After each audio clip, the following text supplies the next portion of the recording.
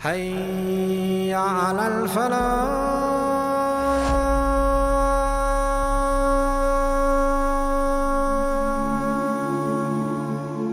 اب حضرت مریم کو کٹہرے میں کھڑا کر کے کہا بچہ کس کا ہے؟ تو پھر خدا بندوبست جب کرے، اللہ جب مددگار ہو، تو پھر حضرت مریم کی گواہی درختوں سے نہیں دلوائی، اس نے پتوں سے نہیں دلوائی، پھر فرشتے نہیں بھیجے. حضرت مریم کہنے لگی مجھ سے نہ پوچھو، وہ جو پنگوڑے میں ہے اسی سے پوچھ لو، ان سے پوچھو نا، وہ کون ہے پوچھ لو، ان سے کر لو سوال. انہوں نے کہا پنگوڑے میں چند دنوں کا بچہ یہ جواب دے گا؟ مددگار تھا رب. ان کی برات کا اعلان کرنا تھا مالک نے، اور جب مالک اعلان کر دے، جب مالک تیری صفائی دینا چاہے، جب مالک تجھے دنیا کے سامنے نکھارنا چاہے، تو پنگوڑے میں لیٹے حضرت عیسیٰ بول کے کہنے لگے انی عبداللہ آتانی الکتاب، فرمایا میں اللہ کا بندہ ہوں، رب نے مجھے کتاب عطا کر کے نبی بنا کے دنیا میں بھیجا ہے. میں اللہ کا بندہ ہوں، کتاب لے کے آیا ہوں، نبی بن کے آیا ہوں. پھر پنگوڑے سے اعلان ہو گیا، پھر بچہ بول پڑا. اور یہ ایک دفعہ نہیں بات ہوئی، یہ بنی اسرائیل میں ایک جریج نام کے شخص بھی تھے جو نماز پڑھ رہے تھے. بعض نے لکھا ہے نفل نماز تھی، اماں نے پکارا تو آئے نہیں، تو ماں کے منہ سے نکل گیا تو اتنی دیر تک مرے گا نہیں جب تک کسی بے حیا عورت کا منہ نہ دیکھ لے. تو وہ عبادت گزار تھے، لیکن لوگوں نے ان کی عبادت، ریاضت، پرہیزگاری کو نہیں دیکھا. بس ایک عورت کو بھیج کے الزام لگوا دیا. وہ عورت آیا جایا کرتی تھی، اب آ جاتی ہیں عورتیں، مسئلہ پوچھنے کی نیت سے بھی آ جاتی ہیں. ماحول میں کچھ جگہ ایسی بھی ہیں جہاں عورتیں دم کرانے کے بہانے آ جاتی ہیں. وہ خاتون آتی جاتی تھی اس خانقاہ پہ، آستانے پہ، یہ بخاری میں موجود ہے. پر اس نے کہا میری گود میں جو بچہ ہے یہ انہی کا ہے. مجھے بتائیں کیسے بندہ وضاحت دے؟ حالات خراب ہو گئے، لوگ کٹیا جلانے لگے، ماحول اور طرح کا بن گیا. میرے نبی پاک علیہ الصلوۃ والسلام فرماتے ہیں پھر اس رب کے بندے نے کہا مالک تو کریم ہے، تیری مشیت کا تقاضا آیا جو میری ماں نے جملے بولے تھے، پر اب میں وضاحت دینے کے قابل نہیں رہا، اب تو ہی کرم کرے گا تو دروازہ کھلے گا. تو وہ چند دنوں کا بچہ پنگوڑے میں بول کے کہنے لگا میں اس درویش کا نہیں، میں تو فلانے چرواہے کا بچہ ہوں، وہ جو بکریاں چراتا ہے. رب کی مدد کو پکاریں، اپنے ساتھ اپنے مالک کی مدد کو شامل کریں، تھوڑے رزق پر بھی گزارا اچھا ہونے لگ جائے گا. سارے لوگ آپ کو گرانے کی تدبیریں کر رہے ہوں گے اور مالک آپ کو عزتیں عطا فرما دے گا. اس کی بارگاہ سے حکمت کا تقاضا اور ہو جائے گا. ہم نے ساری زندگی لوگوں کو راضی کرنے میں گزار دی، ساری زندگی بڑھاپا آ گیا بچوں کو پالتے، اور بچوں نے آخری عمر میں کہہ دیا ابا اگر کوئی ڈھب کا کام کر لیتے تو آج ہمارے دن بھی پھر نہ جاتے. ساری زندگی گزار دی بہن بھائیوں کو راضی کرنے میں، ساری زندگی گزار دی ذمہ داریاں اٹھانے میں. ان کو 99 دفعہ دیا، ایک دفعہ نہیں دیا تو انہوں نے کہہ دیا تو نے تو کبھی دیا ہی نہیں، تو تھا ہی نہیں. ساری زندگی محلے داروں، علاقے والوں کو راضی کرنے میں گزار دی.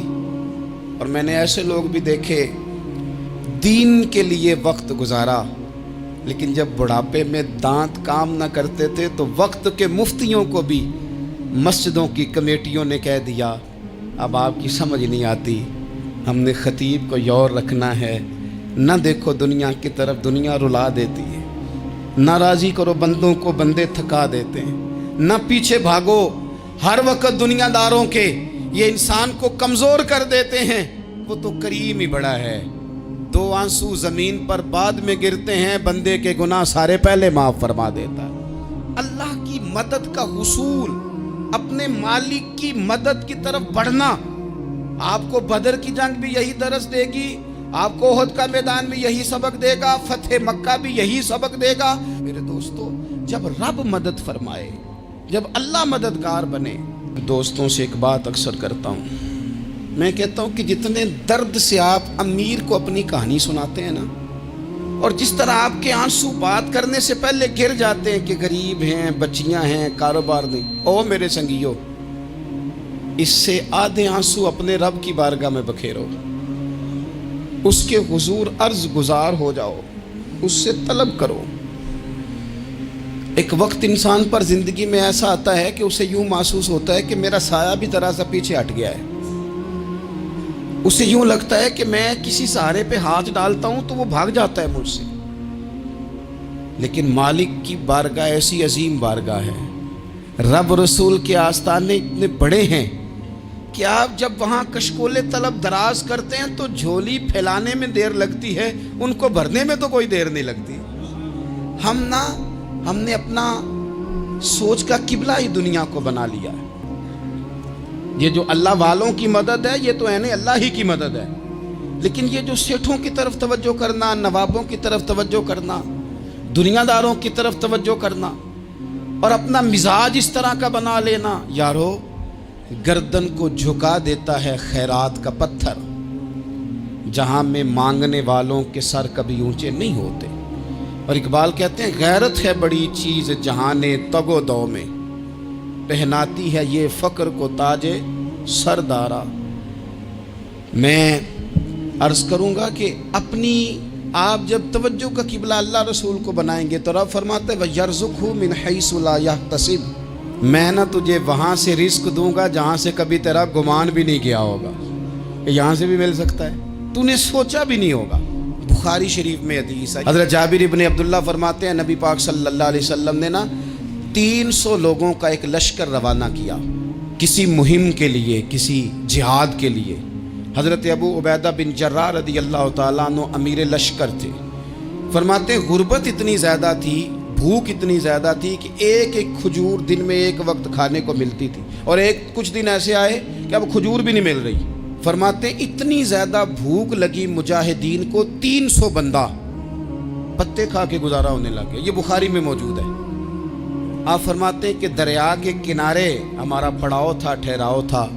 جب بھوک سے نڈھال ہو گئے نا، وَيَرْزُقْهُ مِنْ حَيْثُ لَا يَحْتَسِبُ، اللہ وہاں سے روزی دیتا ہے، گمان بھی نہیں ہوتا. فرماتے ہیں ایک مچھلی اللہ تعالیٰ نے دریا کے کنارے بھیجی. فرماتے ہیں وہ تھی تو مچھلی پر پہاڑ جتنی تھی. بخاری میں لفظ ہیں، حضرت جابر ابن عبداللہ رضی اللہ تعالیٰ عنہ فرماتے ہیں 300 آدمی 18 دن تک اس مچھلی کو کھاتے رہے، مچھلی ختم ہی نہیں ہوئی. مچھلیاں نہیں، مچھلی. کہتے ہیں 18 دن 300 بندہ کھاتا رہا، مچھلی ختم ہی نہیں ہوئی.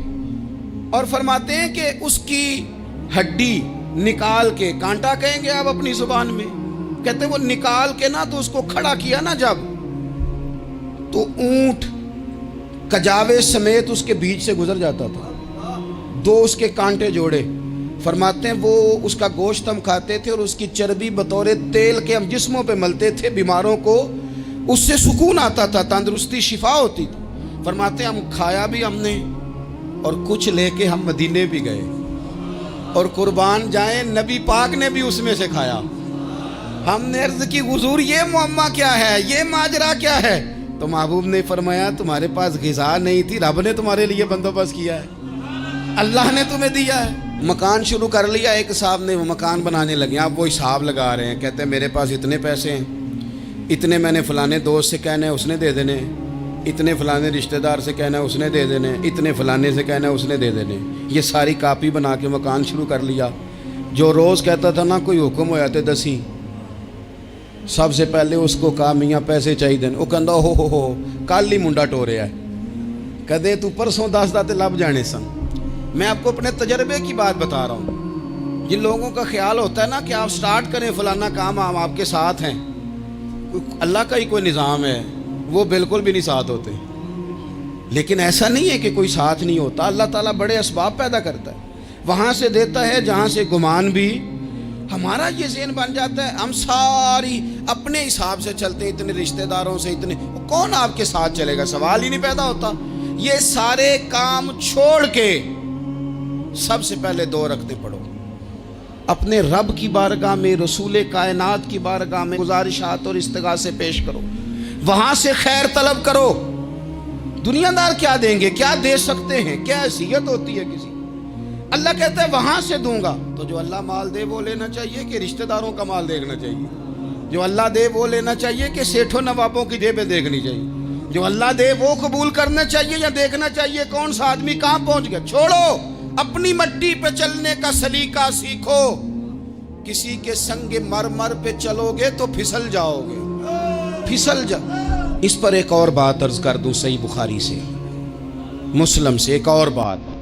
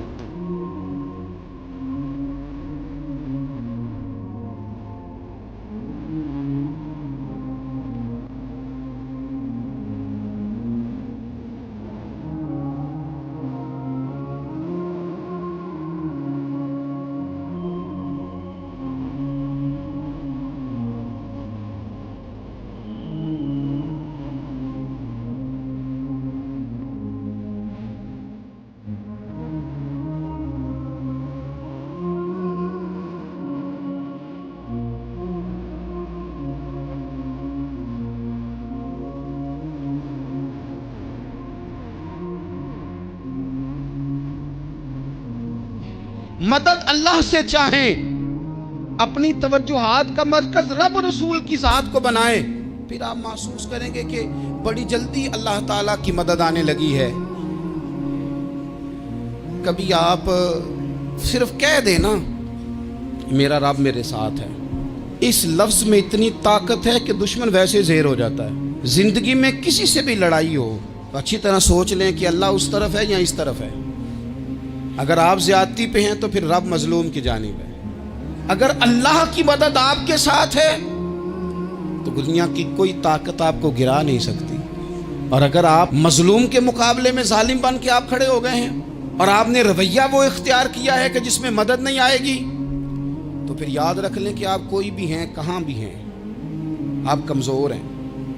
طاقتور تھے ابتدائے اسلام میں, ظاہری طاقت تھی کفار مکہ کے پاس, وہ ڈنڈوں سے مارتے تھے غریبوں کو, ان کے ہاتھوں میں ڈنڈے تھے, پر خدائی طاقت ان مظلوموں کے ساتھ تھی. صاحب زرقانی نے لکھا ہے, حضرت زنیرہ رضی اللہ تعالیٰ عنہ ایک لونڈی ہیں, غریب ہیں, ماڑے دا کی کام محمد نس جانا یا رونا, غریب سادی بی بی اور لونڈی کنیزہ, ایک مشرک کی کنیزہ تھی, انہوں نے کلمہ پڑھ لیا. وہ ڈنڈوں سے مارتا, دروں سے مارتا, تکلیف دیتا. حضرت زنیرہ رضی اللہ تعالیٰ عنہ کو اتنا مارا, اتنا مارا. اب آپ ایک اور پہلو پر بھی غور کریں, مار بھی پڑ رہی ہے پر خدا ادھر ہی ہے, اللہ کی مدد ادھر ہی ہے. رب کہتا ہے کہ پہلے تو صبر کرنا, ان اللہ مع الصابرین, تو صبر کرے گا تو پھر رب کی معیت ملے گی. ذرا ٹھہرنا, تو تھوڑا ڈٹنا. ان الذین قالوا ربنا اللہ ثم استقاموا تتنزل علیہم الملائکہ, تو کہے اللہ میرا رب ہے, پھر تو پہلے ڈٹ, پہلے تو نے ڈٹنا ہے. ثم استقاموا, جو ڈٹ گیا, تتنزل علیہم الملائکہ, ڈٹنے والے کے لیے مدد آتی. پہلے تھوڑا ٹھہرنا پڑتا ہے, پہلے تھوڑا صبر کرنا پڑتا ہے, حوصلہ کرنا پڑتا, اس کے بعد مدد آتی. مار پڑ رہی ہے, مارا جا رہا ہے. حضرت زنیرہ کو ان کا مالک جو ہے ظاہری آقا وہ مار رہا ہے. یہ کنیزہ ہے، اتنا مارا ان کی بینائی چلی گئی، نظر آنا بند ہو گیا. ابو جہل آیا اور کہنے لگا زنیرہ دیکھا نا ہمارے بت تیری آنکھیں لے گئے، معاذ اللہ، لات و منات ہمارے بتوں نے تجھے اندھا کر دیا. اب ایسا نہیں ہے کہ بی بی روتی جا رہی ہے، مایوسی معاذ اللہ، پریشانی، غریبی بڑی ہے، پوچھنے والا کوئی نہیں. یہ باتیں نہیں. کیا جملے ہیں خاتون کے، کیا لفظ ہیں. ابو جہل نے تنزیہ کہا معاذ اللہ، کہنے لگا دیکھا نا ہمارے بتوں نے تجھے اندھا کر دیا. تو جناب زنیرہ آنکھوں کی بینائی گئی ہے، رات کو گئی ہے، دکھ ابھی تازہ ہے، لیکن اللہ پہ جو توکل ہے، اپنے مالک سے جو رشتہ ہے وہ اتنا مضبوط ہے، اتنا طاقتور ہے، اس میں اتنی گہرائی ہے کہ حضرت زنیرہ بول کے نا اتنی قوت سے بولی، اتنی طاقت سے بولی کہ پورے کفر پر لرزہ طاری ہو گیا. فرمانے لگی تمہارے بتوں کی کیا اوقات ہے کہ میری بینائی لے جائیں. یہ میری رب کی حکمت کا تقاضا ہے. جب تک اس نے چاہا زنیرہ دیکھتی رہی، اور جب اس نے چاہا زنیرہ کی آنکھوں کی بینائی چلی گئی، اور اگر وہ چاہے گا نا تو بینائی واپس بھی کر دے گا. اگر ہو ذوق یقین پیدا تو کٹ جاتی ہیں زنجیریں، اگر وہ چاہے گا تو بینائی آ بھی جائے گی. حضرت زنیرہ نے رات کو یہ لفظ کہے، ابو جہل اور سارے کفار ڈر کے سن کے چلے گئے. آپ اطمینان سے آ کے بستر پہ سوئی. جب سویرے اٹھی تو اللہ نے آنکھوں کی روشنی واپس کر دی تھی. آنکھوں کی اب چھڑی پکڑی ہے، بازاروں میں گھومتی ہے، کہتی ہیں بلاؤ کدھر ہے تمہارے نات و منات، دیکھو میرے رب نے روشنی واپس کر دی. آ کر میرے ساتھ ادھر آ، ستمگر ہنر آزمائے، تو تیر آزما ہم جگر آزمائے. بیمار لوگوں یاد رکھو، کہہ دیا ڈاکٹر نے کہ تو بڑا بیمار ہے، تو بڑا کمزور ہے، یہ ہو گیا وہ ہو گیا، تو ڈاکٹر اپنے علم کے مطابق بات کر رہا ہے. ہوگا تو وہ جو میرا رب چاہے گا. کمزور ہو جانا، پریشان ہو جانا، تکلیف میں آ جانا، پتہ نہیں بات ہو گئی ہے تو جانے کیا ہو جائے گا. اپنی زندگی کے اندر اپنے رب سے رشتہ مضبوط کریں، رسول کائنات سے رشتہ مضبوط کریں، اللہ والوں سے رشتہ مضبوط کریں. حضرت زنیرہ نے پیغام دیا کہ زندگی میں جو جینا چاہتے ہیں تو وہ رب کا نام لے کے جی سکتے ہیں. جو اپنی زندگی میں خوشیاں دیکھنا چاہتے ہیں تو رسول اللہ کے نام پر خوشیاں دیکھی جا سکتی ہیں. توکل کی بنیاد پر بندہ خوشیاں لے سکتا ہے.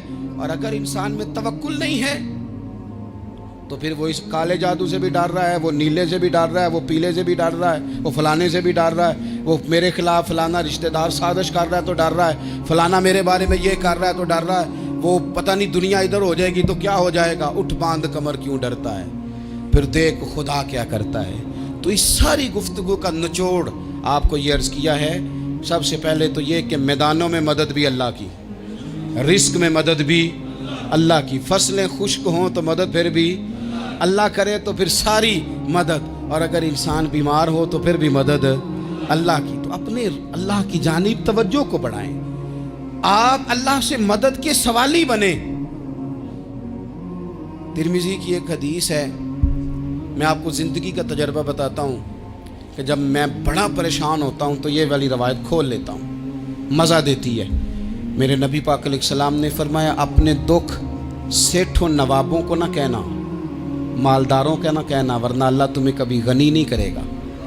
فرمایا اپنے دکھ اپنے رب کی بارگاہ میں عرض کرنا، جلدی کرے یا دیر سے کرے اللہ تمہیں لوگوں سے بے نیاز کر دے گا، اللہ تمہیں غنی کر دے گا. رات کو بیٹھو نا اس کی بارگاہ، اسے دکھڑے سناؤ، چھوٹی چھوٹی باتیں. حضور نے فرمایا نمک بھی مانگو تو رب سے مانگو.